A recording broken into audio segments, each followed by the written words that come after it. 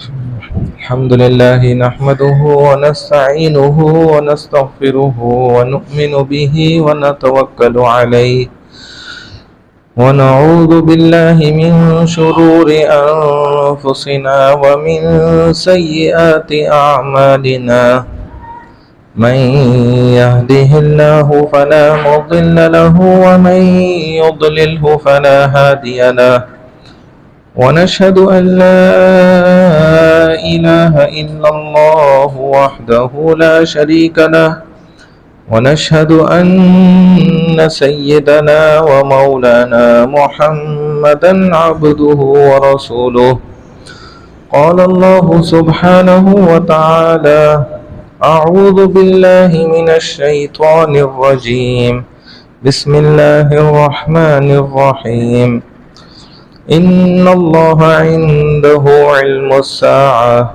وينزل الغيث ويعلم ما في الأرحام وما تدري نفس ماذا تكسب غدا وما تدري نفس بأي أرض تموت صدق الله العظيم.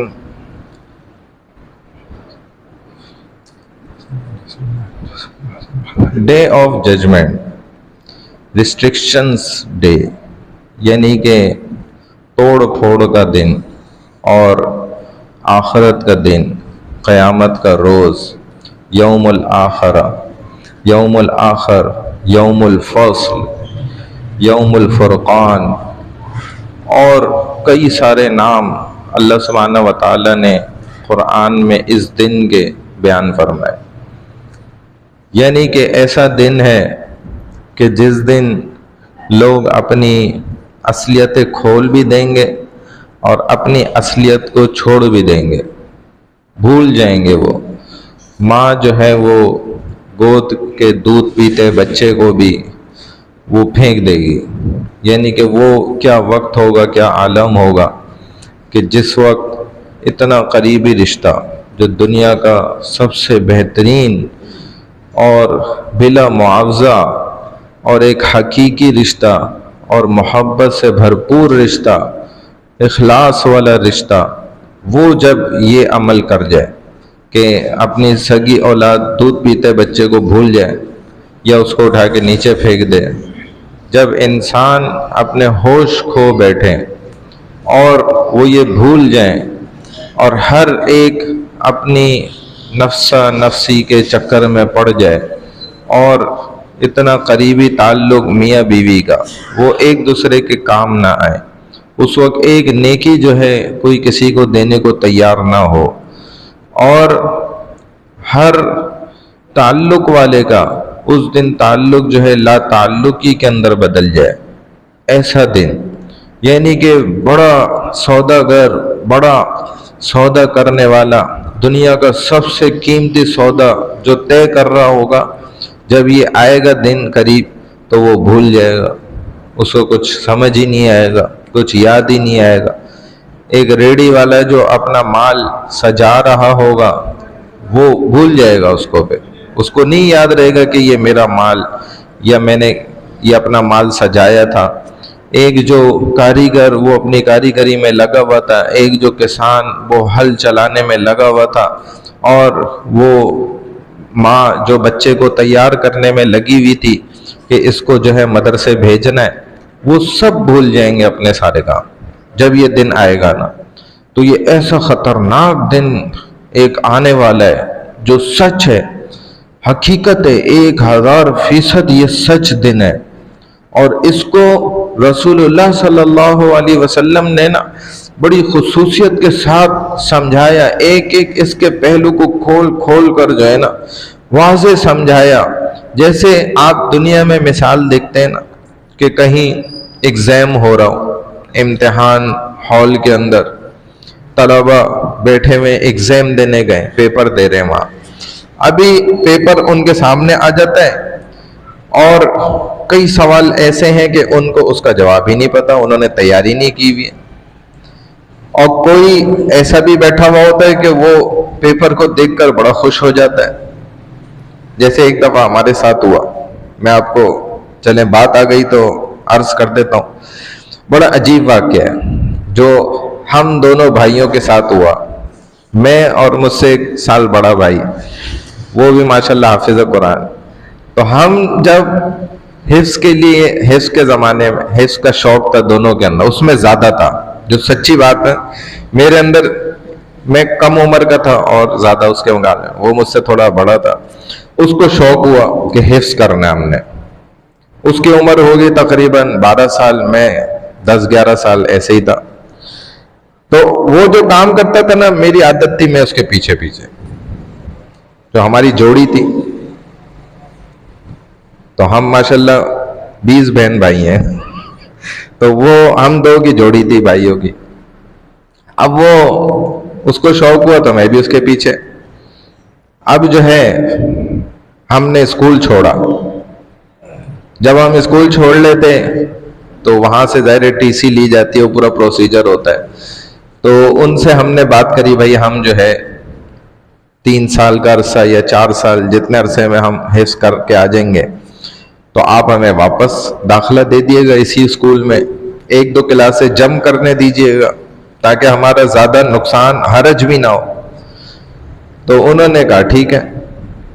لکھ کر باقاعدہ ہم چلے گئے حفظ پورا کر کے، اور گردان بھی ہو گئی تقریباً 3.25 ساڑھے 3 سال میں مکمل ہو گیا. ہم جب واپس آئے تو انہوں نے انکار کر دیا کہ بھائی آپ کے تو اتنا جو ہے نا ڈسٹینس آ گیا ایجوکیشن میں، اتنا 4 سال آپ، یعنی کہ آپ کے ضائع ہو گئے، نعوذ باللہ. 4 سال آپ نے قرآن یاد کرنے میں ضائع کر دیے، تو اب آپ واپس نہیں آ سکتے یہاں ہمارے اسکول میں. ہم نے کہا بھائی اچھا چلو، شیر کی مرضی انڈا دے بچہ دے والی بات تھی. تو اب ہم ایک اور اسکولوں میں نا گھومنے لگ گئے. اب وہ درمیان سال چل رہا تھا، اس وقت ایڈمیشن ہوتے بھی نہیں تھے، لیکن ہم چاہتے تھے کہ ہمیں ایڈمیشن مل جائے، لیکن نہیں کہیں بھی ملا. پھر کیا ہوا کہ ہمارے والد کا اپنا اسکول تھا، میرے والد پرنسپل تھے. ان دی اینڈ آف ٹائم نا، وہ پرنسپل کا انہوں نے زیادہ وقت گزارا، ورنہ وہ بہت خوش تھے ماشاءاللہ. خیر کبھی وہ بھی سنائیں گے. تو انہوں نے ہمارے انرولمنٹ نا اپنے ہی اسکول کے جو 9-10 کے بچوں کے جا رہے تھے نا، تو 9th میں ہمارے بھی بھیج دیے. ہم نے ابھی تک، میں نے 5ویں کلاس پڑھی تھی، میرے بھائی نے 6ٹھی کلاس پڑھی تھی. یعنی میں نے 6ٹھی، 7ویں، 8ویں اور 9ویں تو پڑھی ہی نہیں تھی، اور میرے بھائی نے 7ویں، 8ویں اور 9ویں نہیں پڑھی تھی. تو اب ہمارے والد نے نا ہمارے وہ سب ایڈمٹ کارڈ وغیرہ بھی آ گئے، بھیج دیے، ہمیں بتایا بھی نہیں.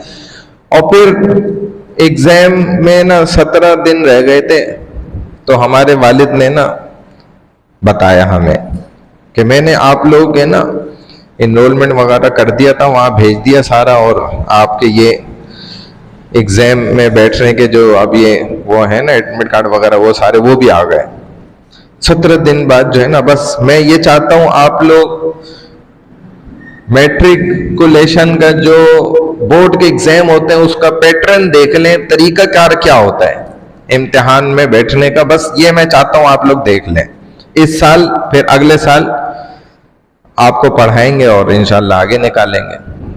17 دن رہ گئے تھے پیپر میں، پہلے پیپر میں، یعنی کہ ایگزام شیٹ آ گئی تھی. تو بھائی گیا، اس نے ابو سے ہی نا نام لکھوائے کتابوں کے، مجھے یاد ہے وہ دن آج بھی.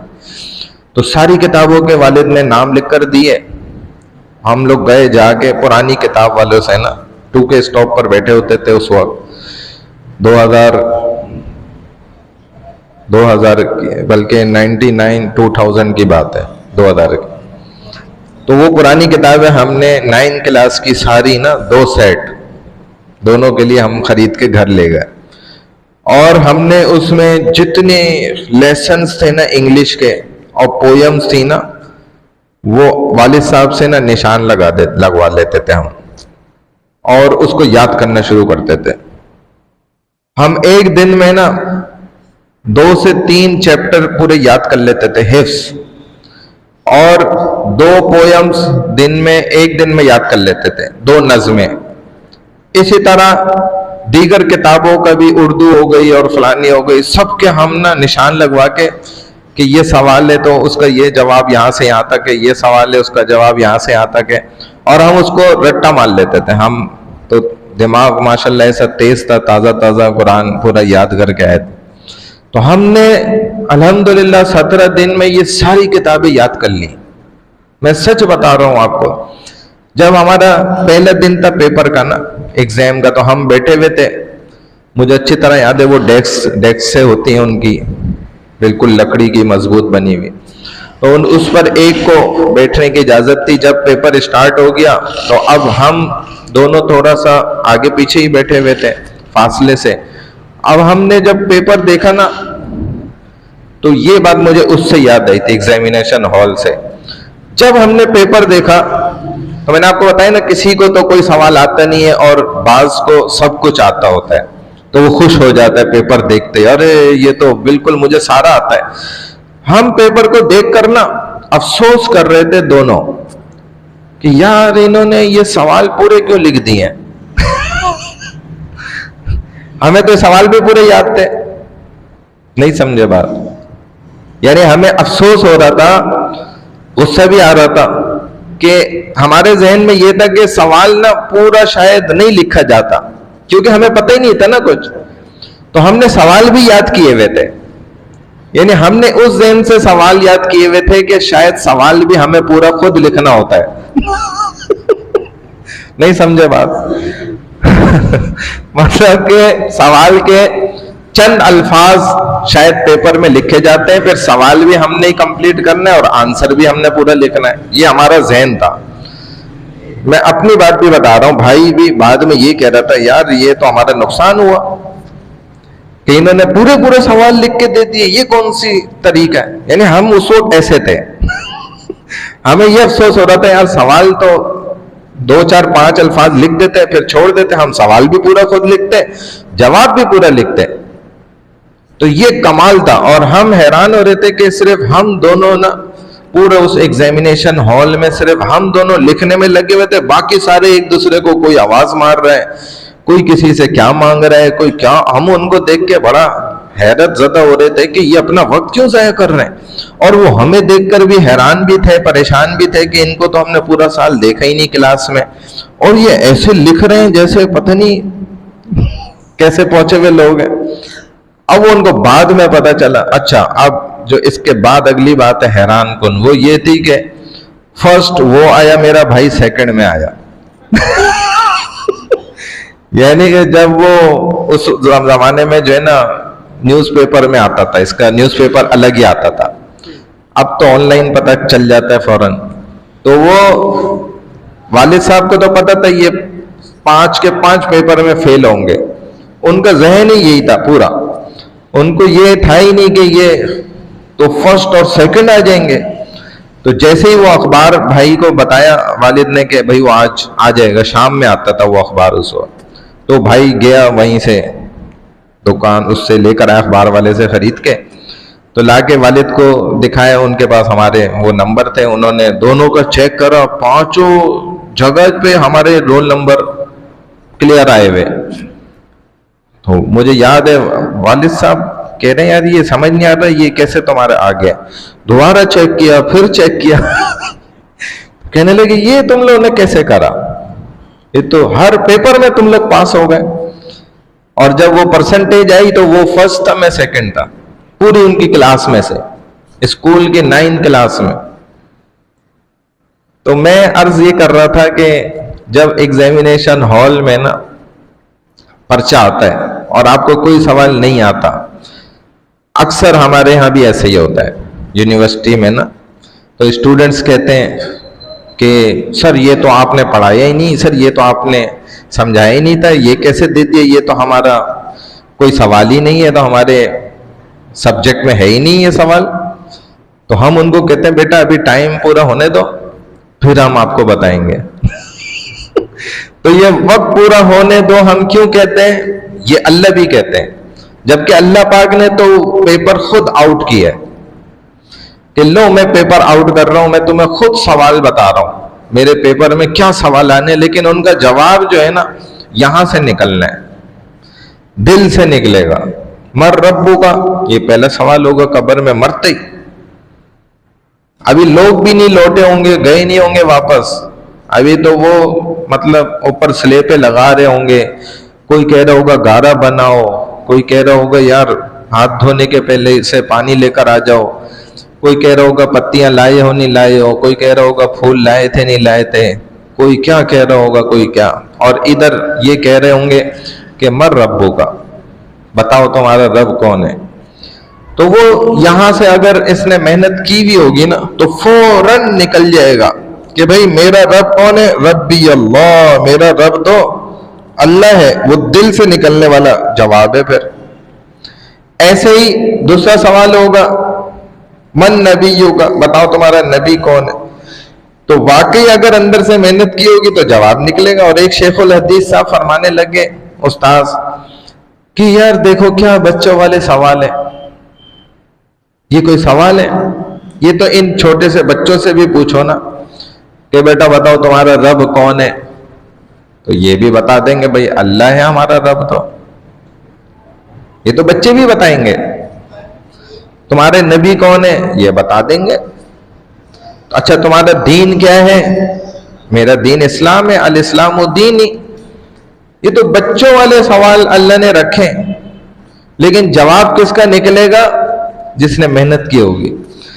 तो ये क़यामत का ना पहला मरहला है। रसूलुल्लाह सल्लल्लाहु अलैहि वसल्लम फरमाते हैं कि अल्लाह सबसे पहले मुझे हिम्मत अता करेंगे।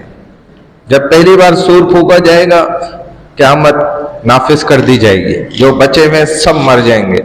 दोबारा सूर फूका जाएगा तो सब उठने शुरू करेंगे। तो सबसे पहले रसूलुल्लाह सल्लल्लाहु अलैहि वसल्लम फरमाते मैं उठूंगा, खड़ा होऊंगा अपनी कब्र अतर से, और मैं हाथ पकड़ूंगा अबू बकर का और उनको खड़ा करूंगा सीधे हाथ की तरफ, वो आपके सीने के करीब लेटे में, और पूरी जिंदगी इसी तरह दोनों आपके साथ रहे दाएं बाएं। फिर मैं उमर का हाथ पकड़ूंगा, उनको खड़ा करूंगा। उसके बाद सारे सहाबा मुसलमान सब खड़े होना शुरू होंगे, और मैं वो मंजर देख रहा हूं कि किस तरीके से वो अपने बालों को मट्टी से झाड़ लें और कपड़ों को झाड़ लें, मट्टी ज्यादा जैसे हो जाता है, तो मैं वो मंजर देख रहा हूं। और फिर ये डे ऑफ जजमेंट है, महशर के मैदान की तरफ चलना शुरू कर देंगे।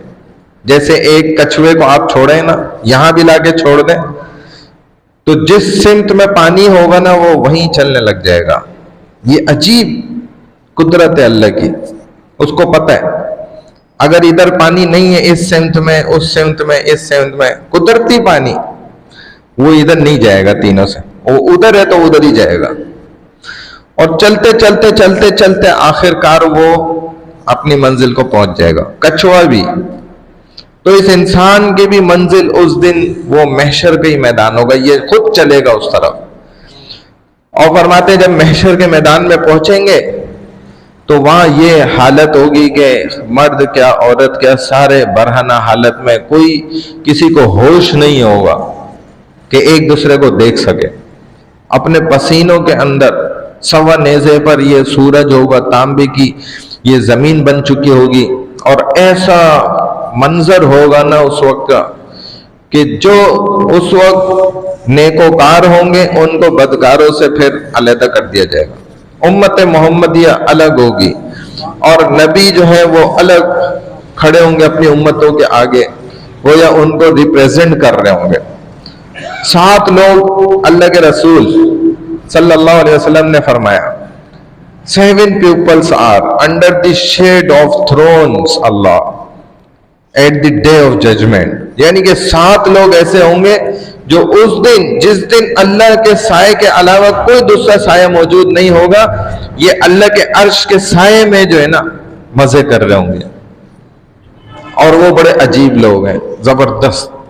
फरमाए कि सबसे पहले वो एक हाकिम होगा, वो बादशाह कि जिसने इंसाफ कायम किया। और हाकिम जो है जब हुकूमत में आ जाता है ना, हाकिम बन जाता है, सरबराह बन जाता है बड़ा, तो फिर वो ऐशो इशरत में पड़ जाते हैं। वो फिर आवाम को तो कहाँ याद रखते हैं, आवाम को तो भूल जाते हैं। लेकिन उस सब के बावजूद इसने इंसाफ कायम करके रखा, आवाम को रिलीफ दिया, फायदे पहुंचाए, بس عوام کو جو ہے نا اصل فائدہ ملے، اور انصاف کو اس نے بھرپور قائم کر کے رکھا۔ تو فرمایا کہ جو قاضی ہے نا، جو حاکم ہے، جو وقت کا بادشاہ ہے، ریاست کا سربراہ ہے، یہ جب انصاف کے لیے اس کا قلم چلتا ہے نا، تو اس کا قلم کی سیاہی وہ اس قدر زبردست فضیلت والی ہے اللہ کے ہاں کہ جتنا شہید کے جسم سے نکلنے والا پورا لہو اور خون بھی نہیں ہے، اس کے قلم سے نکلنے والی ایک سیاہی کا قطرہ جو ہے صرف، اس کی اتنی حیثیت ہے۔ اگر وہ انصاف پر چلا ہے، انصاف قائم کرنے کے لیے اس نے چلا ہے، تو یہ حاکم بھی اس دن اللہ کے عرش کے نیچے مزے کر رہا ہوگا۔ جیسے تپتی ریگستان دھوپ کے اندر جو ہے ایک آدمی کو اگر درخت مل جائے، اور وہ بھی نیم کا درخت جو کہ پورا فل ایک اے سی ہے، تو وہ اس کے نیچے آرام کرنا اور بیٹھنا کتنا پسند کرتا ہے، اور نہیں ملے تو کیسی تکلیف ہے۔ تو اس دن صرف اللہ کا عرش کا سایہ ہوگا بس۔ دوسرا وہ نوجوان ہوگا کہ جس نے اپنی جوانی میں خلوت میں بھی تھا، گناہ بھی کر سکتا تھا، ساری طاقتیں تھیں، لیکن اس نے گناہ نہیں کیا، بلکہ الٹا گناہ سے بھاگا ہو کہ میری توبہ کہ میں یہ گناہ کروں۔ جیسے خوبصورت نوجوان تھا، وہ کالا کپڑا ڈال کے چہرہ چھپا کے گلیوں سے گزرتا تھا تاکہ میرے حسن کی وجہ سے نا کوئی گناہ میں بھی ملوث نہ ہو، بچانے کے لیے خوبصورتی زیادہ تھی اس کی۔ تو ایک عورت جو ہے نا گناہ کے لیے چاہتی تھی کہ گناہ کرے اس سے، اور ایک دن اس نے اس کو پھنسانے کی کوشش کری، ایسے چیخ و پکار کری اور کہا میں مر جاؤں گی اور تم دیکھ لو گھر کے اندر فلانا۔ اب یہ نوجوان کوئی چارہ نہیں، اس کے چنگل میں پھنس گیا، اور جیسے اندر گیا اس نے دروازہ بند کیا اور کہا کہ بھائی اب تو ایسے نہیں جا سکتا عزت کے ساتھ اب تو تجھے گناہ کرنا پڑے گا۔ اس نے کہا بھائی مجھے واش روم جانے دو، اللہ سے مانگ رہے دل میں یا اللہ مجھے بچا، مجھے گناہ نہیں کرنا، لیکن وہ تو مکمل پھنسا چکی تھی اس کو۔ اب یہ بیت الخلا میں گیا اور اس نے وہاں جا کے نا پخانہ کیا زبردستی اور نکالا اور پورے جسم پہ ملا۔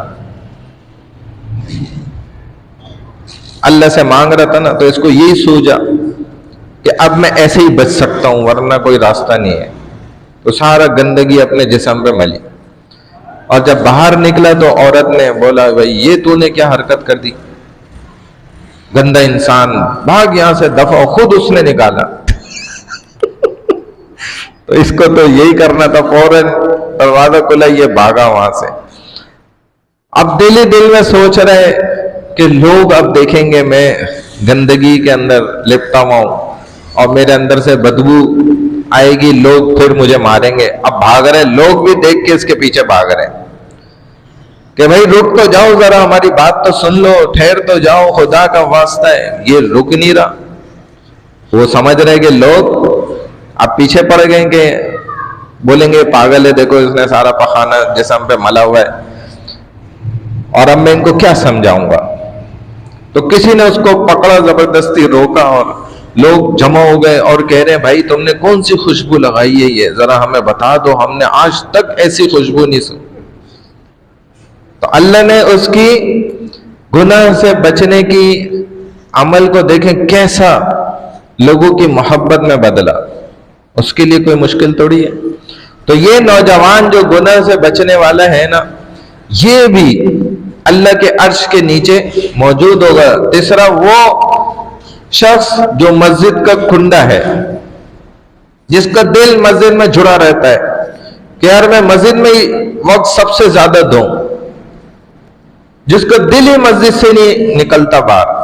اگر وہ مسجد سے باہر چلا جائے تو اس کا دل بار بار اس کو آوازیں لگاتا ہے کہ بھائی مسجد جانا ہے، واپس مسجد جانا ہے، مسجد لوٹنا ہے۔ جیسا ہمارا دل بار بار رمضان میں ہمیں تڑپاتا رہتا ہے کہ بھئی کیسے میں مسجد میں پورا رمضان گزار لوں۔ بس وہ کیا وجہ ہوتی ہے؟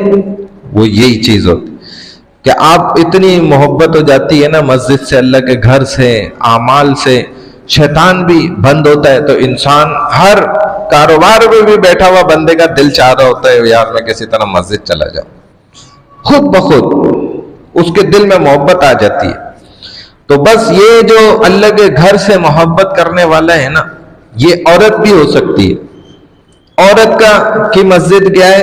اس کے گھر کے اندر موجود جو مصلی ہے نا، جو گھر بنانے سے پہلے رسول اللہ صلی اللہ علیہ وسلم نے ہمیں ایسی تعلیمات دی کہ انجینئر سے نقشہ بنوانے سے بھی پہلے یہ بنواؤ، سب سے پہلے اس کو بولو بھائی ہمارے گھر میں مصلی کی جگہ پوائنٹ آؤٹ کرو، تعین کرو کدھر ہوگی۔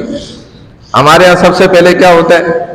سب سے پہلے یار کوشش کرو سوئمنگ پول بن جائے گھر میں، ٹینک کدھر بنے گا یہ بتاؤ، آر سی سی بنوانے دیکھ لو کدھر کدھر، کم سے کم پلر پہ یار کھڑا کرو، اتنی پلائی کا وہ لگاؤ، فلانا یہ کرو، ادھر مجھے ٹرپل اسٹوری تک جانا ہے، یہ کرنا ہے، یہ ساری باتیں ہو جاتی ہیں، سارے نقشے پورے ہو جاتے ہیں، اور جو اصل چیز تھی نا مسلمان کی، وہی نقشے بازی، ان ساری نقشے بازیوں میں وہ اصل چیز رہ جاتی ہے۔ جیسے اس پہ مجھے بڑا خطرناک واقعہ یاد آیا، میں تو خیر بولتا ہی جاؤں گا، لیکن چلیں ادھر ہی اس واقعے کے بعد میں دعا کرتا ہوں اور آپ لوگ کی جان بھی چھوٹے میری بھی چھوٹے۔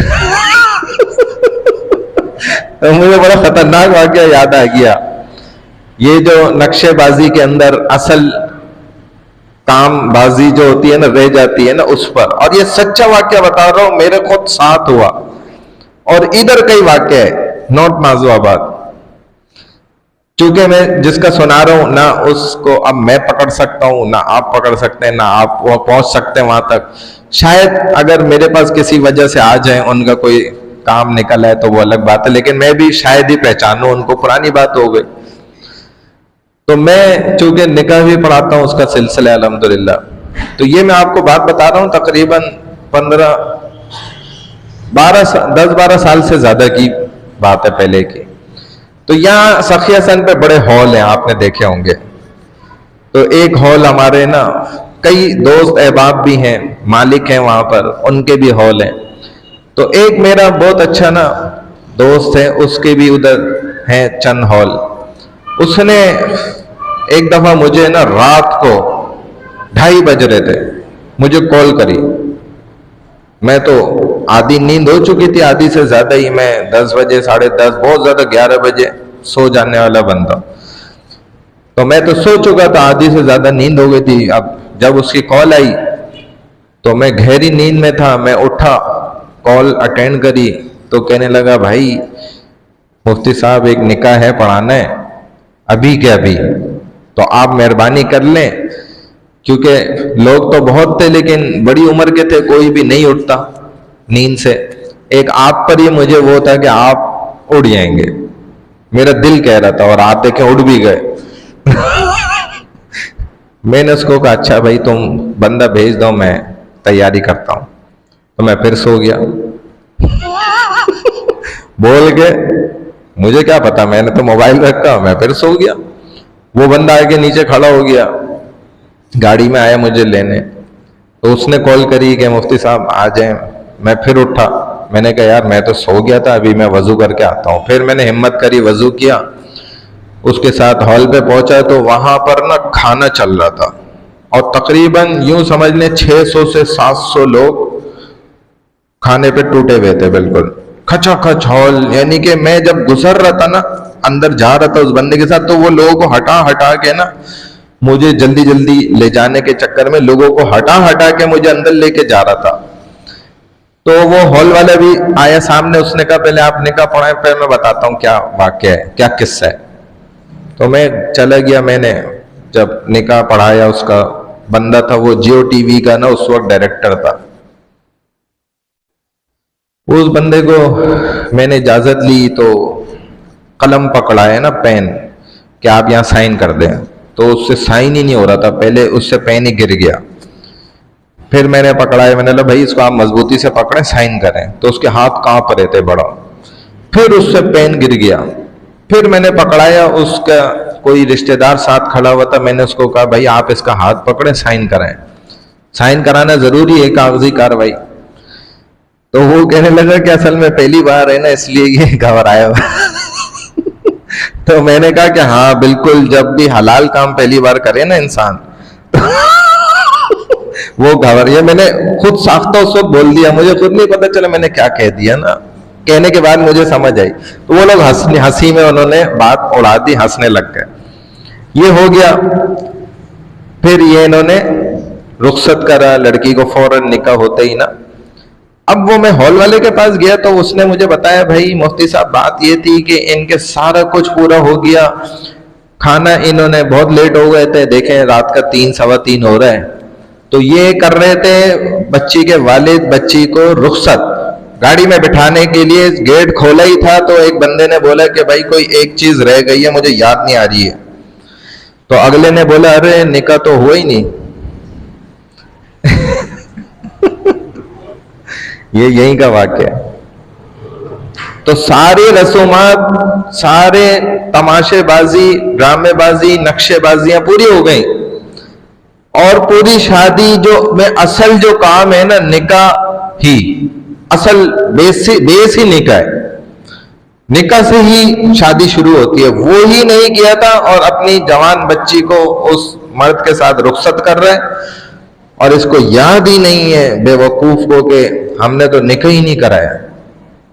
وہ تو کسی جوان بندے نے یاد دلا دیا کہ یار وہ کچھ رہ گیا، تو اگلے نے بولا ہاں نکاح تو کرا ہی نہیں. تو کہہ رہے وہاں سے پھر لڑکی کو واپس لائیں گے. یعنی انہوں نے نہ قاضی بک کرا نہ تو یہ بات نا اس چیز سے یاد آئی ہے. دیکھیں ایسے بھی لوگ ہیں.